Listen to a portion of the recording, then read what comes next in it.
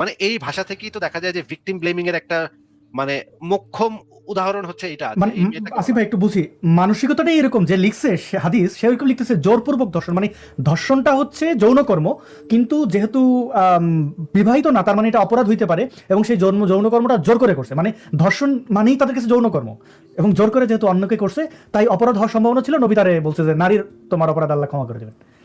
হ্যাঁ, তারপরে দেখেন, তারপরে তিনি সেই লোকটির সাথে উত্তম ব্যবহার করেন। দেখেন, যেই লোকটা এই কাজটা করছে সেই লোকটার সাথে নবী উত্তম ব্যবহার করেন। তখন সাহাবীগণ নবী করিম সাল্লাল্লাহু সাল্লামের নিকট ব্যভিচারী লোকটিকে পাথর মেরে হত্যা করার নির্দেশ প্রদানের জন্য অনুরোধ করলে তিনি বলেন, লোকটি এমন তওবা করেছে যে সমস্ত মদিনাবাসী এরূপ তওবা করলে তা কবুল হতো।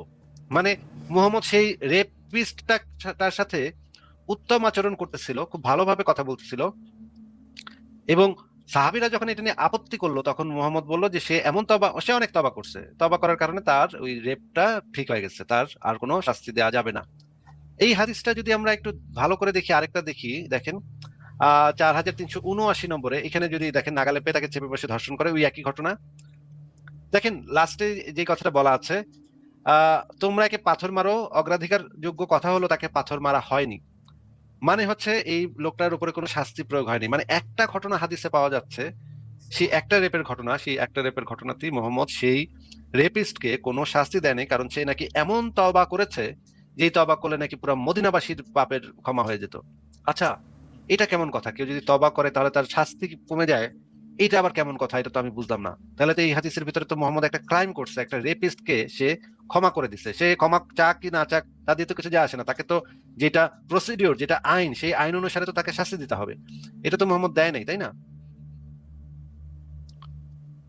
এটা হচ্ছে এক নম্বর কথা। দুই নম্বর কথা হচ্ছে, দেখেন আহ, যে ইসলামের যে শরীয়তে যে ধর্ষণের যে সংজ্ঞা, সেই সংজ্ঞার ভিতরে একটা বড় সমস্যা আছে। আহ এটা যে জিনার অন্তর্ভুক্ত, এই ধর্ষণের জিনিসটা যে জিনার অন্তর্ভুক্ত, এবং পোশাকের জন্য যে নারীকে দায়ী করা হয়, দেখেন কোরআনের ভাষাটা দেখেন, কোরআনে যে ভাষাটা ব্যবহার করা হয়েছে দেখেন, হে নবী, তুমি তোমার স্ত্রীদেরকে, কন্যাদেরকে এবং মুমিনদের নারীদের বলো তারা যেন তাদের জিলবাবের কিছু অংশ নিজেদের উপর ঝুলিয়ে দেয়, যাতে তাদেরকে চেনার ব্যাপারে এটাই সবচেয়ে কাছাকাছি পন্থা হবে, ফলে তাদেরকে কষ্ট দেওয়া হবে না। দেখেন আরো অন্য অনুবাদে কি বলা আছে, ফলে এতে তাদের চেনা সহজতর হবে, ফলে তাদেরকে উত্ত্যক্ত করা হবে না। মানে মুহাম্মদ, মানে আল্লাহ পাক মুহাম্মদের স্ত্রীদেরকে, কন্যাদেরকে এবং মুমিনা নারীদেরকে অন্য সাহাবীরা যেন দেখে চিনতে পারে, এবং এই কারণে যেন তাদেরকে উত্ত্যক্ত না করে, এই জন্য তাদেরকে ওই যে ওই পর্দাটা দিতে বলতেছে। এই আয়াতটা তো খুবই আরো প্রবলেমেটিক একটা আয়াত, যে এখানে পোশাক মেয়েদেরকে পরতে বলতেছে এবং বলা হচ্ছে যে এতে তাদের চেনা সহজতর হবে, ফলে তাদেরকে উত্ত্যক্ত করা হবে না। মানে মুমিনরা যেন বুঝতে পারে এই মেয়েটা মুমিনা, এই কারণে তাকে উত্ত্যক্ত করা যাবে না। আচ্ছা, যেই মেয়েরা মুমিনা না, তাহলে তাদের কি হবে? বা যেই মেয়েরা দাসী, তাদের কি হবে? তাদের কি তখন তো উত্ত্যক্ত করবে? তাহলে তো আল্লাহর তো এটা বলার কথা ছিল যে হে মুমিন পুরুষেরা, তোমরা রাস্তাঘাটে কোনো মেয়েকে দেখে এরকম উত্ত্যক্ত করো না, এটা করলে আমি তোমাদেরকে পানিশমেন্ট দিব, জাহান্নামে নিয়ে তোমাদেরকে পানিশমেন্ট দিব, কড়া পানিশমেন্ট আছে এটার জন্য। এবং নবীকেও নির্দেশ দেওয়ার কথা ছিল যে হে নবী, কোন পুরুষ যদি কোনো মেয়েকে পোশাকের কারণে বা জামা কাপড়ের কারণে তাদেরকে যদি রাস্তাঘাটে যৌন হয়রানি করে, তাদেরকে তুমি কড়া ভাবে শাস্তি দিবা। আল্লাহর তো এই নির্দেশনা দেওয়ার কথা ছিল, কিন্তু আল্লাহ এই নির্দেশনা দিচ্ছে মেয়েদেরকে যে তারা যেন চাদরের কিয়দাংশ শরীরের উপর ঢেকে নেয়, যেন তাদেরকে চেনা সহজতর হয়, এবং ফলে তাদেরকে উত্ত্যক্ত করা হবে না। মানে একটা উত্ত্যক্ত না করার প্রসিডিউরটা আল্লাহ বলে দিচ্ছে মুমিনা নারীদেরকে। তার মানে বাদ বাকিদেরকে তো উত্ত্যক্ত তখন করতে পারবে মুমিনারা, তাই না? এই হুম। ভাষাগুলাই, কোরআনের এবং হাদিসের ভাষাগুলাই তো খুবই প্রবলেমেটিক, এবং এই মধ্যযুগের যে আরব পুরুষতান্ত্রিক সমাজ, সেই সমাজের ভাষা এই জিনিসগুলা, এগুলা তো বোঝাই যায় যে এগুলা তো কোনো আল্লাহ ফাল্লাহর কাছ থেকে আসতে পারে না। এগুলো আসতে পারে শুধুমাত্র সেই সময়ের যারা বড় হয়েছে, আরব সমাজে, যে পুরুষতান্ত্রিক সমাজে যারা বড় হয়েছে, তাদের মুখের ভাষা হচ্ছে এগুলা। এইগুলা কিভাবে মানে আল্লাহর ভাষা হয়? এগুলো তো মহাবিশ্বের স্রষ্টার ভাষা তো এরকম হইতে পারে না যে মেয়েদেরকে জামা কাপড় টাইনা টুইনা পর্দা দিয়ে চলো, তাহলে তোমাদেরকে উত্ত্যক্ত করা হবে না। এটা কেমন কথা? আচ্ছা, আমরা দেখি এই যে এই জিনিসটা দেখাইলাম, এবং আরো দেখি যে একটা জিনিস সবসময় তারা বলে যে অমুসলিমদের দেশে তো অনেক ধর্ষণ হয়, এই যে সুইডেনে নাকি এত ধর্ষণ হয়, এই দেশে এত ধর্ষণ হয়, সেই দেশে এত ধর্ষণ হয়। কিন্তু ভাই মানে মানে সত্য বিষয় হচ্ছে যে রিপোর্টেড ক্রাইম এবং আনরিপোর্টেড ক্রাইম এই দুটোর ভিতরে একটা বড় পার্থক্য আছে। উন্নত সভ্য দেশে যে কোনো জায়গায় যদি একটা মেয়েকে টাচ করা হয় তাহলে সেই জিনিসটা রিপোর্ট হয়, সেই জিনিসটা পুলিশের কাছে চলে যায়। এখানে 5 মিনিট লাগে পুলিশ কল করতে, পুলিশের আসতে, পুলিশের কল করা থেকে পুলিশের এখানে আসা পর্যন্ত 5 থেকে 7 মিনিটের মতো সময় লাগে। কিন্তু বাংলাদেশের মতো রক্ষণশীল দেশ, পাকিস্তানের মতো রক্ষণশীল দেশ, যে দেশে মেয়েদেরকেই দায়ী করা হয় এই সমস্ত কারণে, ধর্ষণের কারণে মেয়েদেরকেই ভিকটিম করা হয়, মেয়েদেরকেই বলা হয় তোমার পোশাক ভালো ছিল না, তোমার চালচলন ভালো না, তুমি রাত্রেবেলা বাইরে যাও কেন, তুমি স্কুলে যাও কেন, তুমি এইভাবে হাঁটাচলা করো কেন, এই জিনিসগুলো যখন মেয়েদেরকে বলা হয়, এই ধরনের রক্ষণশীল সমাজে একটা মেয়ে অসংখ্যবার ধর্ষণের শিকার হয়, কিন্তু তারা পুলিশের কাছে যাওয়া তো দূরের কথা, নিজের বাবা মাকে পর্যন্ত বলতে পারে না।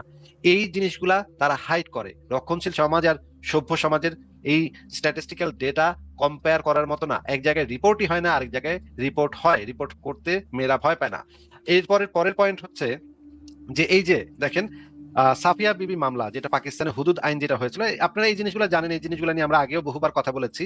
আমি একটু স্ক্রিনটা সরাই, তাহলে এই জিনিসগুলো নিয়ে আমরা আগেও বহুবার কথা বলেছি যে ধর্ষণের যে 4 জন পুরুষ সাক্ষী, এটা আমরা বহুবার দেখিয়েছি যে এটা একদম খুব পরিষ্কার ভাবে আছে যে জিনার জন্য 4 জন সত্যবাদী পুরুষ, প্রাপ্তবয়স্ক পুরুষ সাক্ষী, যারা একদম সুরমা শলাকার ভিতরে, সুরমাদানির ভিতরে সুরমা শলাকা ঢুকে যায়, এই অবস্থায় দেখেছে, তাদের ক্ষেত্রে এটা প্রযোজ্য, তারা এই সাক্ষীটা দিতে পারবে, এছাড়া কিন্তু দিতে পারবে না। হ্যাঁ, মুসলিম সত্যবাদী পুরুষ হইতে হবে, দাস হইলেও কিন্তু হবে না, অমুসলিম হইলেও কিন্তু হবে না, নারী হইলেও কিন্তু হবে না। এই বিশেষ করে এই মামলায় নারী সাক্ষী কিন্তু গ্রহণযোগ্য না, একেবারেই গ্রহণযোগ্য না, অর্ধেকও গ্রহণযোগ্য না।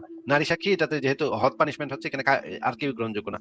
তার মানে দেখা যাচ্ছে যে এইটা তো একটা অবাস্তব দাবি যে 4 জন পুরুষ সাক্ষী এই যে আব্বাসীর মতো জানলায় দাঁড়ায় দাঁড়ায় দেখবে, যদি দেখে তাহলে তো তারাও এটা সঙ্গী, তাই না? যদি 4 জন চারপাশ থেকে দাঁড়ায় দাঁড়ায় দেখতেছে পুরো ঘটনাটা, তাহলে তো তারাও এটা সঙ্গী, ধর্ষকের সঙ্গী। এটা তো পসিবলই না যে 4 জন মানুষ এটা একটা ধর্ষণের ঘটনা দেখবে এবং যে ধর্ষিতা সে আবার 4 জন পুরুষ সাক্ষীকে রাজি করায় নিয়েও আসতে পারবে কোর্ট পর্যন্ত, এটা তো সম্ভব না। তাহলে বাকি থাকে কি? বাকি থাকে হচ্ছে কি এই যে মানে বৈজ্ঞানিক পদ্ধতি। এখন এখানে একটা বিরাট ঘাপলা আছে, সেই ঘাপলাটা হচ্ছে শরীয়তের আইনে বিরাট ঘাপলা আছে। শরীয়তের আইনে বিরাট ঘাপলাটা হচ্ছে যে যদি এই পুরুষ সাক্ষী এবং যে ধর্ষক তার নিজ মুখে স্বীকারোক্তি, দুইটার একটাও যদি পাওয়া না যায়, তখন মামলাটা তাজিরি শাস্তির ক্যাটাগরিতে চলে যায়, যেটা ওই আব্বাসী হুজুর বলছে যে তাজির হচ্ছে মানে বিচার বিবেচনা করে সে একটা শাস্তি দিবে। কিন্তু এই বিষয়ে যে মানে মুহাম্মদের যে হাদিস আছে, মুহাম্মদের হাদিসে বলা আছে, এবং আমি আজকে দেখলাম আহমদুল্লাহ এই বিষয়টা বলছে যে তাজিরি শাস্তি দিতে হবে, তাদেরকে তাজিরি শাস্তি দেওয়া যাবে। কিন্তু এখানে যে সমস্যাটা হচ্ছে, সেই সমস্যাটা হচ্ছে যে স্পষ্ট নস থাকলে, মানে কোরআন হাদিসের স্পষ্ট বক্তব্য থাকলে, সেইখানে কোনো ধরনের কোনো ইয়া চলে না, ইস্তিহাদ চলে না, মানে কোনো ইজমা কিয়াস এগুলো চলে না। এটা হচ্ছে ইসলামের একটা মূল ভিত্তি, এটা হচ্ছে ইসলামের একটা মূল মানে নীতি। এখন আমি আপনাদেরকে দেখাচ্ছি যে তাজির শাস্তি বিষয়ে মুহাম্মদের কি বক্তব্য আছে। মুহাম্মদের বক্তব্য কিন্তু খুব পরিষ্কার।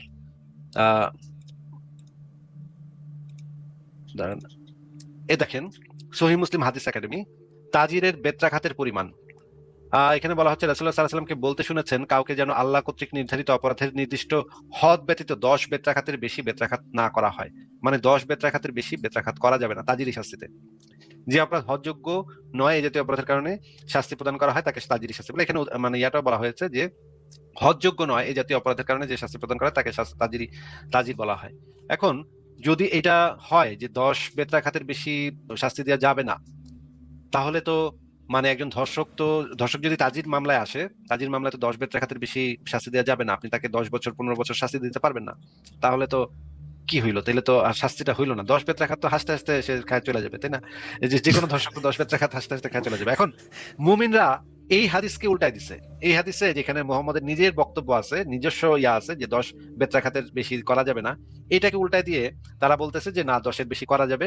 সেটার জন্য তারা উমরের একটা বক্তব্য নিয়ে আসে, উমর 100 বেত্রাঘাত করছিল, সেই জিনিসগুলাকে নিয়ে আসে। কিন্তু মুমিনরা কিন্তু এই মানে ঘাপলাগুলা আগেও করছে। আমরা একটা জিনিস দেখি, একটু দেখেন।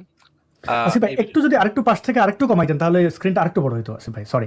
আর হ্যাঁ ঠিক আছে, জি ঠিক আছে। আচ্ছা আমরা এই আহমদুল্লাহর এই বক্তব্যটা একটু শুনেন।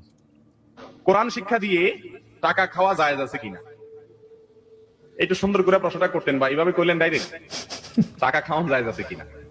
ভাই এক হাদিসে তো পরিষ্কার ভাবে এক সাহাবী কোরআন শিক্ষা দিয়ে কিছু গ্রহণ করছেন, নবী সাল্লাল্লাহু আলাইহি ওয়াসাল্লাম তাকে ভর্ৎসনা করেছেন।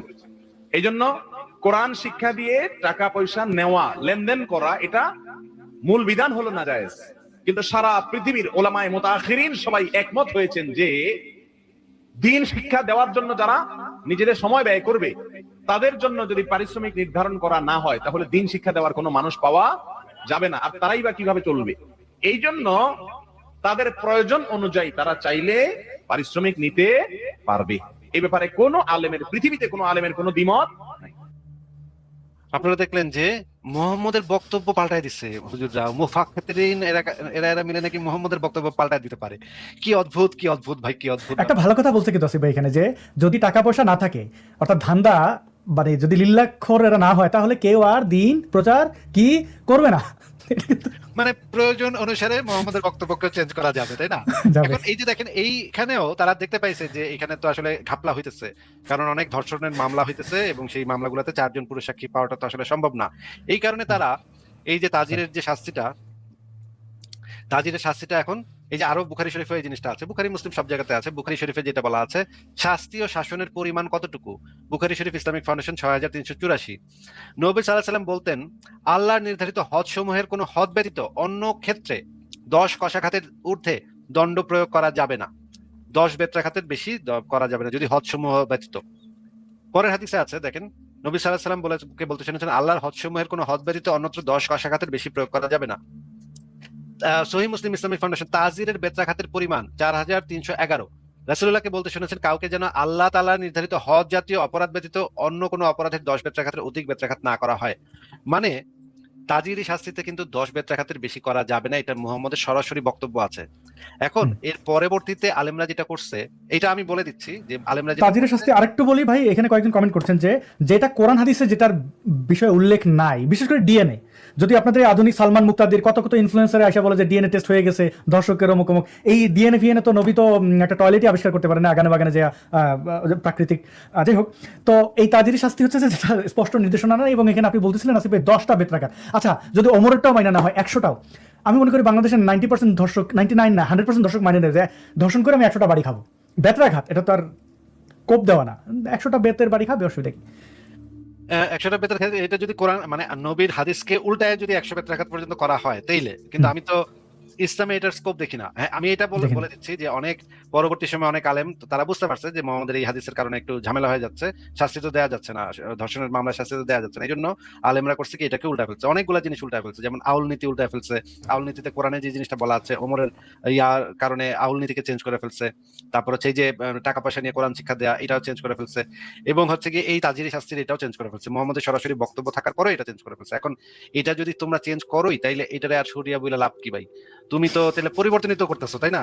আল্লাহ নবী যেটা বলে গেছে সেটা যদি পরিবর্তনই হয়, তাহলে এটা শরিয়া থাকে কোথায়?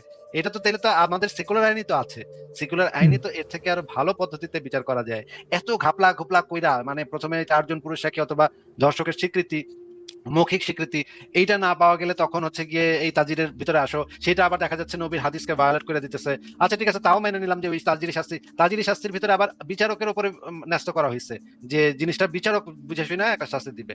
আর বিচারক বুঝে শুনে, বিচারকে এখন যদি ক্লিয়ার আইন না থাকে এই বিষয়, তাহলে তার সমস্যা, তাই না? এই ধর্ষকের বিচারক তো ওই যে সংবিধান, ইসলামের সংবিধান, মানে ওই যে আপনি বলতেছেন 10টা থেকে 100টা টেনে টেনে নিয়ে গেল। আসিফ ভাই এখানে একটা প্রশ্ন আছে, বিচারক ধরেন 100টা বেত্রাঘাত দিয়ে দিল, 100টা বাড়ি খেয়ে ধর্ষক মরে গেল, বা এটা তার ক্যাপিটাল পানিশমেন্ট। কথা হচ্ছে নবীর যে হাদিসটা দেখাইলেন, নবী ধর্ষককে, সেই দর্শক বুক ফুলায় বললো যে আমি এই কাম করছি, তো তারে রাখলো এবং ওই মহিলারে বললো আল্লাহ তোমার গুনাহ মাফ করে দিল। এইবার এই যে ধর্ষক হবে, সেখানে তো 100টা বেত্রাঘাত তো নারীও খাবে, যে ধর্ষিত হয়েছে তারে কি ওইভাবে ওই ধর্ষকরা 100টা বাড়ি দেওয়া নারীকে বলবে আল্লাহ তোমার মাফ করে দিয়েছেন, যাও বাড়ি যাও?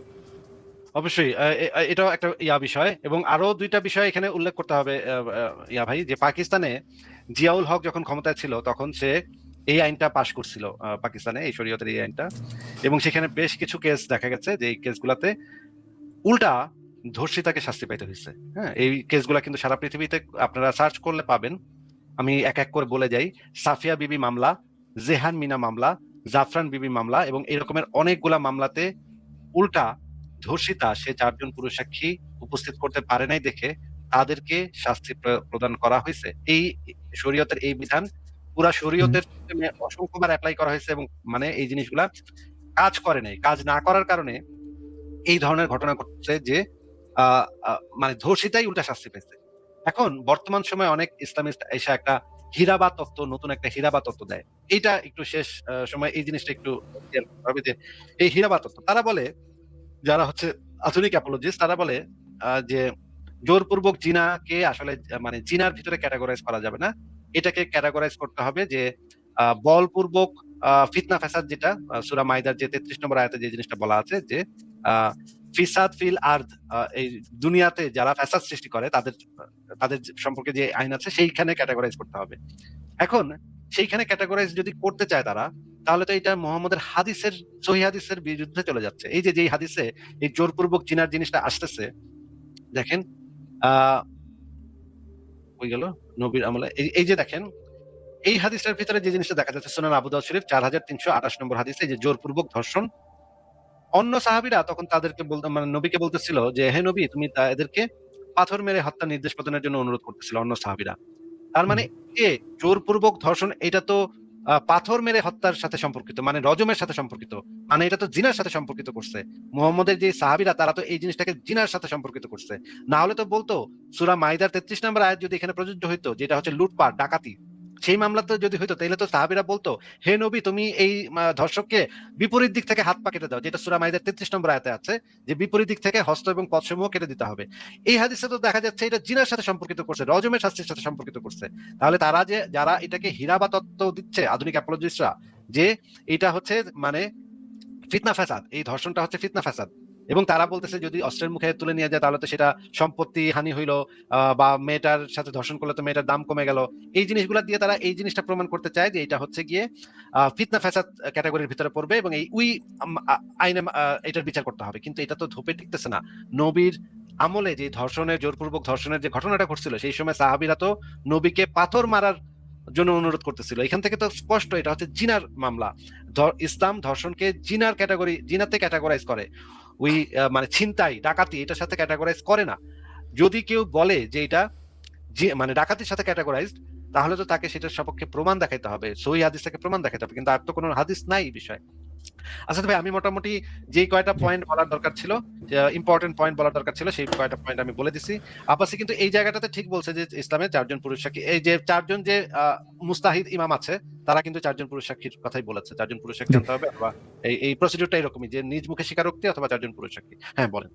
প্রায় 1.5 ঘন্টার ভিডিওতে সে কয়েক শত মিথ্যা কথা বলেছে। তার মধ্যে এই যে পাকিস্তানের উদাহরণ দিলেন যে ধর্ষণে উল্টা ধর্ষিতা যারা ভিকটিম তারাই সমস্যার সম্মুখীন হয়েছে, তারাই বিচারে উল্টা বিপদে পড়েছে। এই জন্যই কি আরবে কমপ্লেন করতে যায় না ধর্ষণের বিরুদ্ধে? বাংলাদেশ থেকে যারা নারী শ্রমিকরা, আপনি গুগলে সার্চ করেন, হাজারো নিউজ পাবেন সৌদি আরবে বা অন্যান্য আরব দেশে ধর্ষণের শিকার হয়ে বাংলাদেশে ফিরেছে। এমনকি ওইসব দেশে অবস্থিত বাংলাদেশ হাই কমিশনও তাদের কোনো বিচার করতে পারে না, কারণ রাষ্ট্রীয় কাঠামো এটা অপরাধ দেখা হয় না।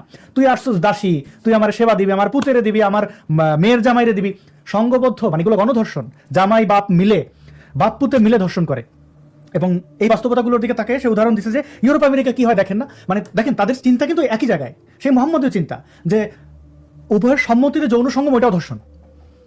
গার্লফ্রেন্ড মানে বয়ফ্রেন্ড যদি কথা বলে, এটাকে বলে তারা কত নাজায়েজ জিনিসপত্র বলে। আচ্ছা ভাই, আমরা ধন্যবাদ। আসলে প্রত্যেকটা পয়েন্ট ধরে ধরে জবাব দিতে গেলে তো এটা অনেক লম্বা হয়ে যাবে, কারণ তারা এতই বেশি মিথ্যাচার করে। আমাদেরকে আলোকিত করার জন্য ধন্যবাদ। আমি শেষে 2টা জিনিস মনে করতে চাই। আসিফ ভাই, পরকিয়া ভালো না খারাপ এটা আপনারা বিবেচনা করেন, কিন্তু নবীর পরকিয়া আমাদের 2টা বিপদে ফেলছে। মানে নবীর প্রথম পরকিয়া, এই যে মিরাজ, দেখেন ইহুদিদের সাথে কি একটা গ্যাঞ্জাম লাগাইয়া দিয়ে গেছে, এবং এতে ক্ষতিগ্রস্ত মুসলমানরা হয়েছে। এই যে ইহুদি মাত্র 1.5 কোটি এবং 200 কোটির, মানে মুসলমানদের মধ্যে যদি 200 কোটির মধ্যে 100 কোটি ফ্যানাটিক হয়, এই 100 কোটি মিলে 1 কোটির সাথে পারতেছে না, মাইকে দিয়েছে দুমাইয়া। তো এই ক্যাচালটা তো নবী লাগাই দিয়ে গেছে। ইহুদিদের তো ধর্মগ্রন্থে নাই যে মুসলমানদের মারো ধরো কিলাও, কিন্তু ওই এক মেরাজের ঘটনা, অর্থাৎ উম্মেহানির ঘরে ধরা পড়ল, সাহাবীদের কাছ থেকে বাঁচার জন্য একটা গল্প ফাঁদলো, সেটার আজকে পরিণতি দেখি। এবং আয়েশার পরকিয়া নিয়ে আমরা দেখলাম ধর্ষণের মতো একটা জঘন্য ঘটনা, সেটা হয়ে গেল 4 জন সাক্ষী লাগবে। এই 2 পরকিয়া আসলে আসিফ ভাই, আমি কি আর বলি, দর্শকরা যা বোঝার বুঝবেন। আপনি যদি শেষ কোনো বক্তব্য আমাদের জন্য রাখেন, এই যে ধর্মীয় মৌলবাদ, এটা এই শরিয়াবাদীদের আসলে এই ভিডিওটা দেখার পরে এই তথ্য প্রমাণাদি যদি একটু যাচাই বাছাই করে, আসিফ মহিউদ্দিন ভাইয়ের যে সংশয়.com, এটা ধীরে ধীরে আপনি এত সমৃদ্ধ করছেন আসিফ ভাই, আমি নিজে অবাক হই। একাডেমিক একটা কাজ। তো সংশয়.com আপনাকে অনেক সহজ করে দেবে এই সমালোচনার জায়গাগুলো। আর যদি আপনি মনে করেন না কোনো .com-এ আমি যাব না, কোরআন এবং হাদিস পড়েন, আপনি সুস্থ জ্ঞানে পড়েন, আপনার সবকিছুই মানে ইয়ে হয়ে যাবে। অন্তত আপনি মুসলমান থাকেন, ফ্যানাটিক হয়েন না। এখন মুসলমান থেকে আবার ফ্যানাটিক না হওয়াটা কেমনে, এটার উত্তর আমার কাছে নাই। আসিফ ভাই, আপনার শেষ বক্তব্য দিয়ে শেষ করতে চাই। শেষ বক্তব্য হচ্ছে যে আমি কিন্তু এই যে আয়েশার যে পরকীয়ার ঘটনাটা, সেই ঘটনাটা যদি সত্যিও হয়ে থাকে, আমি কিন্তু এটাতে আপত্তি করি না। আর সে একটা কম বয়সী মেয়ে, একটা বাচ্চা মেয়ে, তার একটা বৃদ্ধ জামাই, মানে বাবা বিয়ে দিয়ে দিয়েছে। এখন তো তার তো নিজস্ব ইচ্ছা ছিল না এই বিয়েতে, তো তার সে বিয়ে, ইনফ্যাক্ট বিয়ের সময় সে জানতো না যে তার বিয়ে হচ্ছে, বিয়ে জিনিসটা কি সেটাও সে বুঝতো না। তাকে দোলনায় দোল খাচ্ছিল, সেখান থেকে তাকে তুলে এনে বলছে তার মা যে তোমার বিয়ে, তুমি এইখানে ঢোকো, এই রুমের ভিতর ঢোকো। সে রুমের ভিতর ঢুকে দেখে মোহাম্মদ বসে আছে। সে জানতোই না যে তার এটা কি হচ্ছে, সে জিনিসটা বুঝতেই পারে নাই। এটা হাদিসে খুব পরিষ্কার ভাবে আছে, বিয়ের ঘটনাটা আয়েশার হাদিসের ভিতরে খুব পরিষ্কার ভাবে আছে। এখন এই রকমের একটা ছোট বাচ্চা মেয়ে, যদি এরকমের একজন বয়স্ক প্রায় 50 বছর বয়সী, তার বয়স তখন 6 বছর, 6 বছরের একটা শিশু, একটা বাচ্চা, যে পুতুল খেলতো, এরকমের একটা বুড়া বেটার সাথে যদি তার বিয়ে হয়, এবং এই পরকীয়ার ঘটনাটা যখন ইয়া হয়েছে, তখন তার বয়স হচ্ছে 15-16 মতো। এখন 15-16 বছরের একটা মেয়ে, এটা খুবই স্বাভাবিক যে একটা সে তার একটা সমবয়সী বা কাছাকাছি বয়সী 2-3 বছরের গ্যাপে একটা ছেলের প্রতি আকৃষ্ট হবে, এবং ছেলের সাথে একটু প্রেম করতে চাইবে, একটু এদিক সেদিক তাকাবে। এটা খুবই স্বাভাবিক একটা ব্যাপার। এটা বাংলাদেশের যে কোনো বিল্ডিং এর ছাদে গেলে দেখা যায় মেয়েরা বিকালবেলা উঠা পাশের বাসার ছেলের দিকে একটু তাকাবে, পাশের বাসার ছেলেও তার দিকে একটু তাকাবে, একটু চিঠি টিঠি দিবে। এইটার সাথে এটাতে আমি কোনো অপরাধ দেখি না, এটাতে কোনো খারাপ কিছু দেখি না। যেখানে এত বুড়া একটা জামাই আছে, যেখানে হচ্ছে গিয়ে এত মানে তাকে মানে প্রায় জোর করে বিয়ে দেওয়া, কনসেন্ট ছাড়া বিয়ে দেওয়া হয়েছে। তো এই পরকীয়াটাকে আমি আসলে পরকীয়া বলতে চাই না। এটা ঠিকই যদি করে থাকে আয়েশা, তাহলে ঠিকই করছে, ওর তার করাই উচিত ছিল, সে ওই আরেকজনের সাথে।